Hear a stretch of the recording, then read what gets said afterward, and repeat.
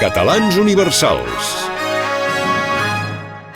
D'ençà que el món és món, hi ha hagut científics i descobridors que s'han avançat a la seva època, i n'hi ha hagut d'altres, com en Màrius Pladevall, que s'endarrereixen.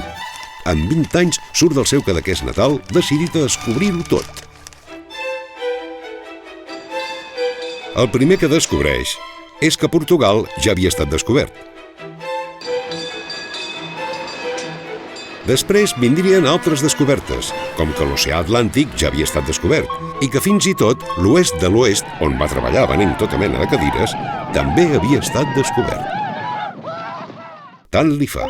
En Màrius té sang de descobridor. Se'n va cap a l'est. Tot una prova per la seva moral, ja que no hi ha ciutat on arribi que no hagi estat descoberta amb anterioritat. Però en Màrius, que té la força del jovent i el valor de la ignorància, no es dona per vençut.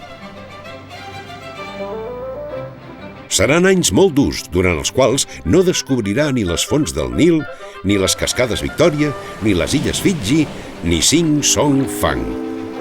De fet, no descobrirà res. Als 80 anys, després d'haver voltat tot el món, cansat i amb poca vista, arriba al seu poble, on tothom s'ha posat d'acord a fer-li creure que són indígenes per descobrir. En Màrius, magnànim, els diu que el poble on viuen es dirà Cadaqués, en honor al poble que el va veure néixer, i que ell serà el seu rei.